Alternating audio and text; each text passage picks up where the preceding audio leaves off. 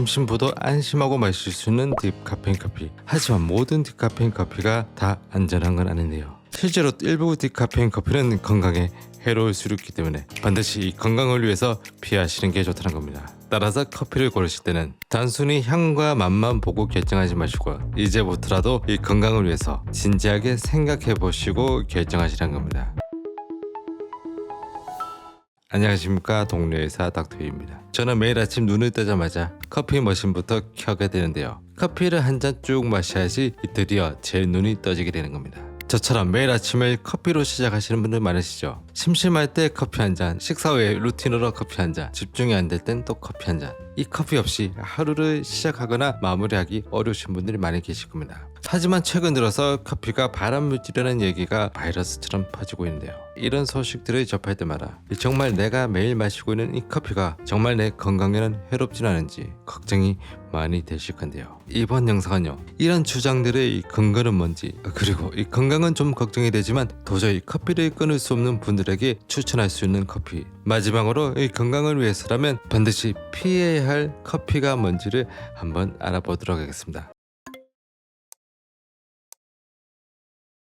커피가 발암물질이라는 이야기는요, 오래전부터 이어져 왔습니다. 실제로 세계보건기구 산하 국제암연구소에서는 지금으로부터 약 30년 전에 커피를 발암물질로 분류를 했다가 2016년도에 다시 제외를 시켰는데요.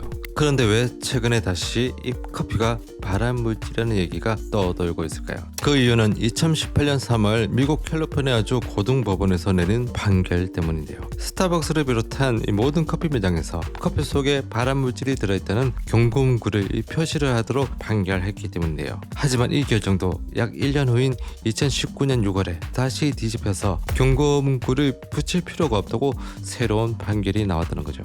커피 속에 발암물질이 있다가 갑자기 없어진 것도 아니고요. 커피의 발암물질 논란이 계속해서 이렇게 화두에 올라오는 것은요, 그 이유가 있다는 건데요. 커피 원두는 원래 발암물질과는 전혀 관련이 없지만요, 커피 원두를 이 로스팅하는 과정에서 발암물질인 아크릴아마이드가 이 새롭게 만들어줄 수 있다는 겁니다. 따라서 이 커피 원두에는 죄가 없는데 이걸 어떻게 이 로스팅을 하는가에 따라서 결과는 완전히 달라질 수 있다는 거죠. 이런 현상은 고기를 고온에서 굽는 바베큐를 할 때 헤테로사이클아민이라는 이 발암물질이 이 생겨나는 것처럼 음식을 높은 온도에서 조리할 때 이 자연적으로 발생할 수 있다는 겁니다. 맛이 없는 음식이라도 튀기고 나면 무조건 맛있게 된다는 얘기를죠. 음식을 높은 온도에서 조리를 하게 되면요, 음식의 본연의 맛은 조금 변하면서 새로운 맛과 맛있는 향이 나게 되는데요. 원래 음식에는 없었던 새로운 뭔가가 만들어진다는 얘기입니다. 바로 이게 마이야르 반응입니다. 고기를 구울 때만 나타나는 게 아니라 커피를 로스팅하는 과정에서도 이 마이야르 반응이 나타나는데요. 커피 온도 속에 자연적으로 존재하고 있는 이 아스파라긴산 성분이 로스팅하는 과정에서 마이야르 반응이 일어나 커피의 맛과 향을 좋게 해준다는 겁니다. 그래서 같은 온도를 어떻게 로스팅을 하는가에 따라서 이 커피의 맛과 향이 달라질 수 있는 겁니다. 하지만 이 반응이 너무 과하게 나타난다면 아크릴아마이드 같은 이 발암물질도 만들어질 수 있다는 건데요. 따라서 커피 온도를 다소 높은 온도에서 강하게 볶는, 즉 다크 로스팅을 한 커피 같은 경우 이런 아크릴아마이드 같은 발암물질들이 상대적으로 많이 들어갈 수밖에 없다는 거죠. 따라서 이 건강을 위해서라면 이런 다크 로스팅한 커피는 피하시는 게 좋다는 겁니다. 커피를 높은 온도에서 로스팅을 하게 되면 이 아크릴아마이드 말고도 벤조피렌과 퓨렌과 같은 이 발암물질도 만들어질 수 있는데요. 하지만 이 벤조피렌과 퓨렌과 같은 화학물질은 직화, 즉 불에 직접 구울 때 많이 생겨난다는 겁니다. 그런데 대부분 커피 로스팅 과정은요, 이 직화 방식보다는 원두를 이렇게 회전하는 뜨거운 드럼통 안에서 로스팅을 하는 이 열전도 로스팅 방식을 사용하게 되는데, 하지만 이런 열전도 방식의 로스팅으로 만들어진 이 커피에서는 퓨렌과 이 벤조피렌 같은 물질들은 거의 검출이 되지 않기 때문에 아크릴아마이드에 비해서 별로 신경을 안 쓰는 편이죠. 그래서 그런지 이 두 물질에 대해서는 커피의 안정성에 대한 함량 기준이 딱 정해진 것이 없다는 겁니다. 하지만 이 직화로 로스팅해서 판매되고 있는 커피가 많이 있다는 거죠. 흔히 커피 향이 좋다고 알려져 있는 유명 회사들입니다. 커피 온도가 뜨거운 불꽃에 그대로 접촉하게 되는 직화로 로스팅을 하게 되면요, 원두 표면이 빠르게 가열되면서요, 특유의 이 탄맛과 강렬한 향이 나기 때문에 이것을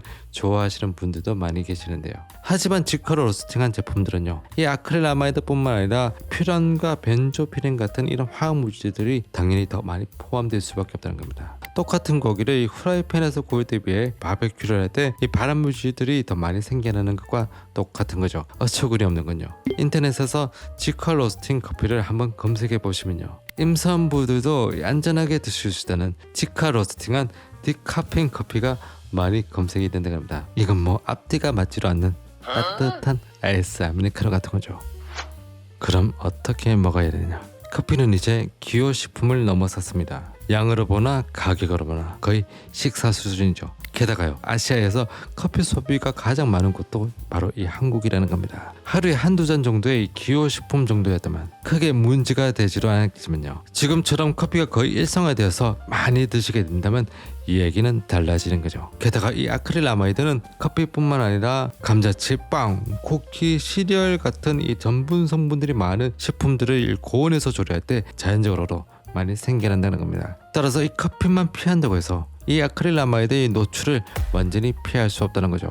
따라서 커피든 과자든 뭐든지 항상 적당하게 드시는 것이 중요하다는 얘기입니다.